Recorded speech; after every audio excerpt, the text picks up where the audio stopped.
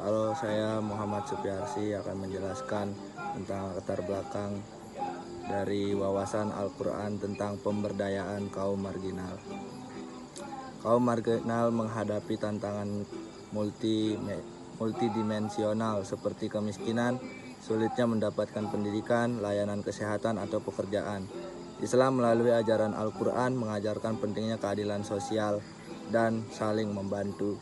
Di zaman sekarang, pengelolaan zakat, infak, dan wakaf bisa lebih efektif dengan bantuan teknologi, serta perlu kerjasama antara pemerintah, masyarakat, dan perusahaan untuk mengatasi masalah ini. Definisi dan cangkupan kaum marginal dalam Islam. Kaum marginal merujuk pada kelompok-kelompok dalam masyarakat yang terpinggirkan atau terabaikan, baik secara ekonomi, sosial, politik, maupun budaya. Mereka seringkali tidak memiliki akses yang setara terhadap sumber daya atau peluang yang tersedia, seperti pendidikan, kesehatan, pekerjaan, dan perlindungan hukum. Definisi dan cangkupan kaum marginal dalam Islam. Dalam literatur Islam, kaum marginal merujuk pada kelompok yang berada dalam kondisi lemah atau terpinggirkan. Berikut adalah poin pentingnya. Yang pertama, ada fakir dan miskin dalam Quran Surat At-Taubah ayat 60. Yang kedua, anak yatim Quran Surat Ad-Duha ayat 9. Ketiga, hamba sahaya Quran Surat Al-Balad ayat 13. Dan terakhir, Ibnu Sabil Quran Surat Al-Isra ayat 26. Kaum miskin perkotaan, orang-orang yang tinggal di kawasan kumuh tanpa akses air bersih, sanitasi, dan perumahan layak. Pekerjaan informal, buruh kasar, pedagang kaki lima, atau pemulung tanpa jaminan sosial dan pendapatan tetap. Anak jalanan, anak-anak tanpa akses pendidikan terpaksa bekerja di jalan untuk bertahan hidup. Kaum difabel, orang yang dengan keadaan disabilitas yang menghadapi diskriminasi dalam pekerjaan, pendidikan, dan layanan umum lainnya. Komunitas adat terpencil, kelompok masyarakat yang hidup jauh dari layanan dasar seperti kesehatan dan pendidikan. Perempuan korban kekerasan, perempuan yang terpinggirkan karena kekerasan dalam rumah tangga atau ketidaksetaraan gender. Wawasan Al-Quran dengan pemberdayaan kaum marginal. Al-Quran memberikan banyak petunjuk mengenai bagaimana seharusnya kaum marginal diperlakukan dalam masyarakat. Ada berbagai prinsip yang terkandung dalam Al-Quran yang menunjukkan perhatian terhadap mereka dan memberikan pedoman bagi umat Islam dalam memperdayakan mereka. Oke, di sini yaitu keadilan sosial dan kesetaraan itu dalilnya di surah Al-Baqarah ayat 177. Terus yang menghargai martabat manusia dan kesetaraan hak yaitu di surah Al-Hujurat ayat 13. Terus perlindungan terhadap kaum lemah itu di surah Al-Maun ayat 1 sampai 3.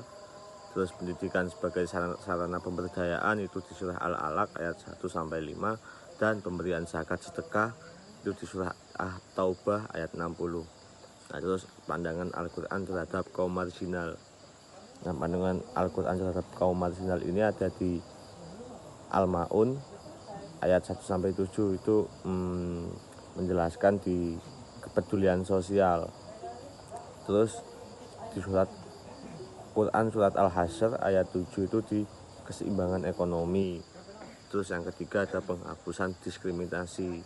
Contoh kayak ya pengangkatan Bilal bin Rabah itu sebagai muazin. Dulu kan Bilal itu kan kayak ya kaum marginal lah, kaum yang nggak terpandang.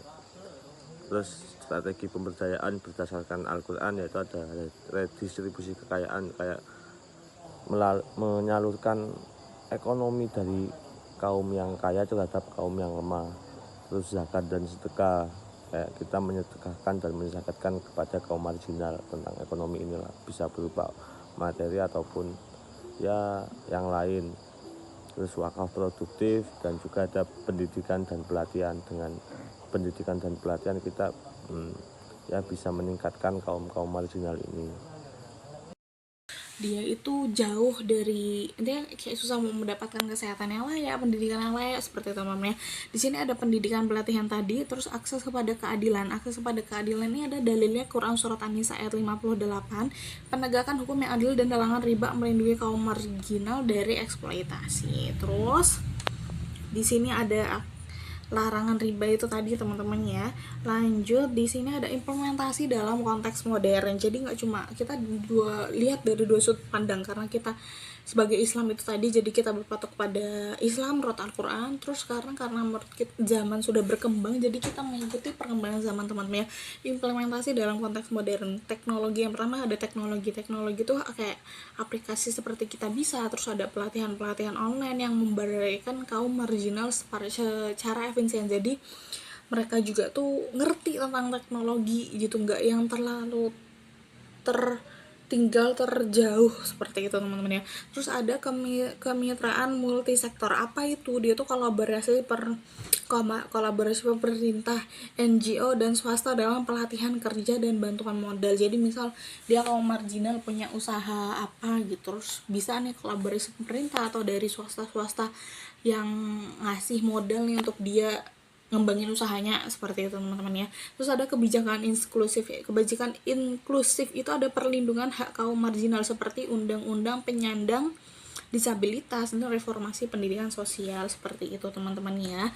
Mungkin itu saja dari kami. Jadi pada intinya tuh nilai-nilai pada Al-Quran itu memberikan landasan yang kuat untuk memberdayakan kaum marginal, baik dari redistribusi ekonomi, ada pelatihan, pendidikan, keadilan sosial.